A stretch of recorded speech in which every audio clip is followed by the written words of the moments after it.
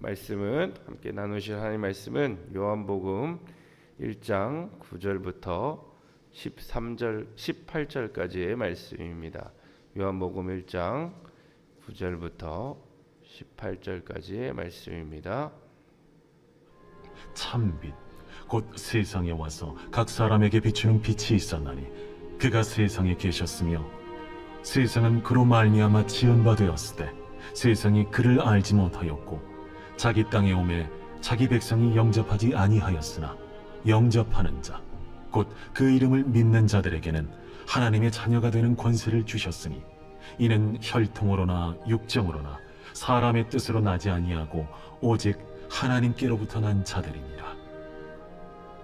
말씀이 육신이 되어 우리 가운데 거하시매 우리가 그의 영광을 보니 아버지의 독생자의 영광이요 은혜와 진리가 충만하더라. 요한이 그에 대하여 증언하여 외쳐 이르되 내가 전에 말하기를 내 뒤에 오시는 이가 나보다 앞선 것은 나보다 먼저 계심이라 한 것이 이 사람을 가리킴이라. 우리가 다 그의 충만한 데서 받으니 은혜 위에 은혜로라. 율법은 모세로 말미암아 주어진 것이요 은혜와 진리는 예수 그리스도로 말미암아 온 것이라. 본래 하나님을 본 사람이 없으되 아버지 품속에 있는 독생하신 하나님이 나타내셨느니라.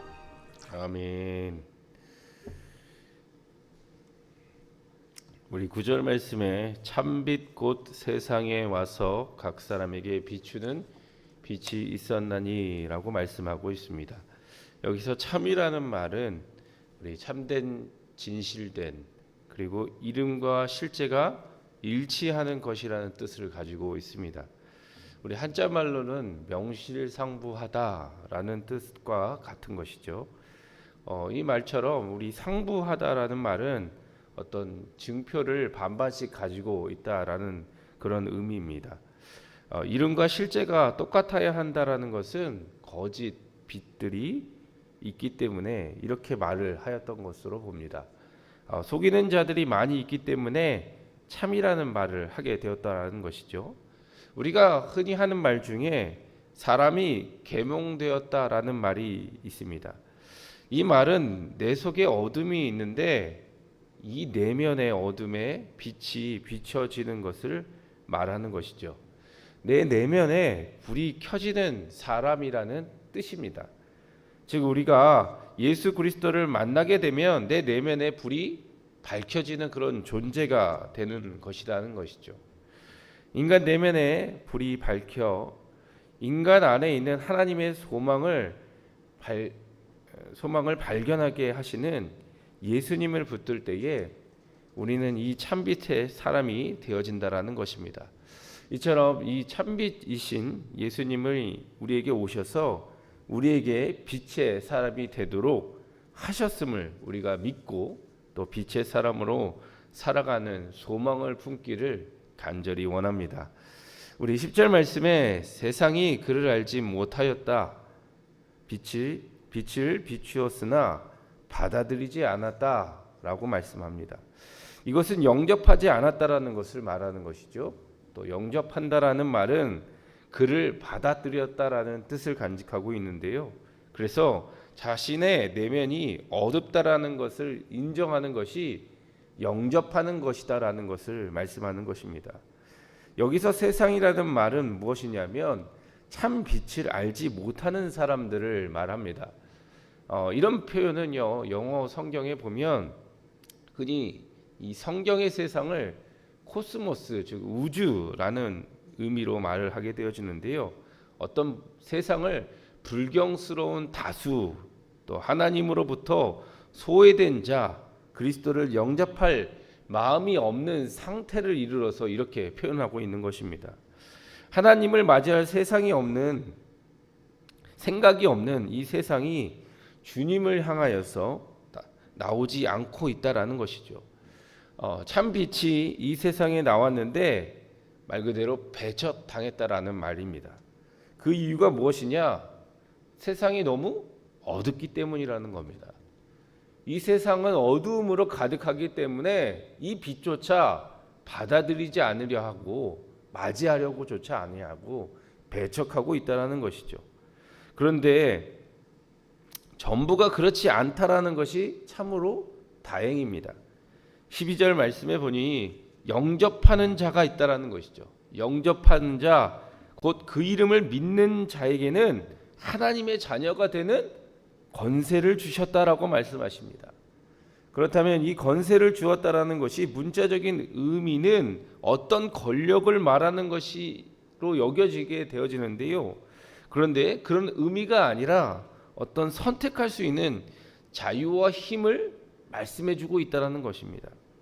영접하는 사람에게 주어지는 것은 하나님의 자녀가 되었다가 아니라 영접하는 사람에게는 하나님의 자녀답게 살 수 있는 은혜를 받게 되었다라는 것을 우리에게 말씀해주고 있는 것이죠. 그러므로 어떤 특권이 아니라 우리에게 이제 이 빛이 우리에게 임함으로 특별한 기회가 생겼다라는 것입니다. 우리가 하나님을 믿고 의지하면서 권능을 달라고 하면 내 아버지 그 하나님께서 어떤 분 가운데에 특별하게 하나님이 부여해 주시는 그 기회를 입은 자로서의 삶을 살아갈 수 있도록 허락해 주셨다라는 거죠. 그러면 이런 것은 어떤 느낌일까? 말 그대로 우리가 살아가는 가운데 어떤 든든한 버팀목 같은 분을 우리가 만나게 되어졌다라는 것입니다. 우리에게 든든한 지원군과 같은 그런 하나님을 우리가 택함으로 받게 되어졌다라는 것이죠. 그런 모습 속에서 우리가 권세로 우리가 하나님 마음 가운데에 찾아갈 수 있는 귀한 은혜를 누리는 하나님의 자녀가 되었다라는 것이죠. 그러므로 우리 내면의 변화가 일어나게 되어지고요. 내면의 자유가 또 내면의 힘이 생기게 되어지는 든든한 하나님의 버팀목이 내 안에 있음으로 말미암아 그와 같은 귀한 자로 살아갈 수 있게 된다는 겁니다. 어떤 신분증이 아니라 삶의 문제로 말하게 되어지는데요. 그 안에서 우리는 내면의 변화와 자유함과 그 힘으로 살아갈 수 있는 귀한 자가 될 수 있다는 것이죠. 13절 말씀에서 혈통이나 육정이나 사람 이렇게 말하는 이유가 그런 것이라는 겁니다. 인간적인 착각이 있었는데요. 교회 다니는 사람들은 끼리끼리 자기들만 우월성으로 말하게 된다라는 것이 아니다라는 겁니다. 결국 우리 가문이 어떠면 우리나라가 이런 말이 중요하기도 하지만 내적인 마음에는 그런 마음이 가장 문제다라는 것 또한도 우리에게 말씀해주고 있는 겁니다. 어떤 특권을 누렸다라는 이 말이 아니라 진정으로 하나님께서 우리를 사랑해 주셔서 찬빛 가운데 임하여지고 영접하는 자에게는 하나님께서 우리에게 기회를 허락해 주셔서 진정으로 하나님으로 인하여 변화되어지고 자유함을 누리고 힘을 얻어갈 수 있는 힘을 얻어 살아갈 수 있는 귀한 자로 삼아 주셨다라는 이 믿음이 우리 가운데에 분명히 임하기를 간절히 소망합니다. 우리 14절 말씀에 말씀이 육신이 되어 우리 가운데에 거하였다라고 말씀하고 있습니다. 여기서 말씀이 육신이 되었다라는 것은 육신이라는 이 말은 인간의 육체적인 본성을 말을 하게 되어집니다. 이것은 연약하고 또 상처받기 쉬운 존재를 말하는 것입니다. 참비신 하나님이 우리 인간과 똑같은 조건으로 오셨다라는 것을 또한 말씀해주고 있어요. 이 말인 것은 우리와 똑같이 되어셔서 알려주시고자 하셨다라는 의미입니다. 우리 가운데 거하였다라는 것은 예수 그리스도가 하나님과 인간이 만나는 장소가 되셨다라는 말씀을 하고 있는 것이죠. 예수님 때문에 우리가 하늘과 땅의 소통이 일어나게 되어지는 귀한 모습을 우리에게 전하고 있는 것입니다. 예수님 안에 은혜와 진리가 임하시기 시작했다라고 말씀하고 있어요. 우리가 은혜를 받았다고 말하면 말 그대로 알게 되었다라는 것들이 있는 그 은혜로 우리는 알았다라는 표현처럼 은혜를 받음으로 우리는 이제 이해되어지는 귀한 자로 살아갈 수 있게 되어지는 것입니다. 이해를 가지면요, 해석이 되어서요, 잘 다루게 되어지게 됩니다. 또한 그것 때문에 알았다라는 그 사실로 인해 우리는 기뻐할 수 있는 자가 되어지는 거죠. 예를 들면 그동안 이해되지 아니하였던 우리 남편의 행동, 우리 아내의 행동, 어떤 직장 동료의 행동, 가까운 성도의 모습이 이해되더라는 겁니다. 우리가 진정으로 말씀 안에서 그 은혜를 깨닫게 되어진다라면, 하나님의 은혜를 알게 되어진다라면 해석되어지고 이해되어지는 은혜 또한도 누리게 되어지는 것입니다. 그러면 감사가 넘치게 되어지는 것이고요, 목적과 목표가 정확히 되어지는 겁니다.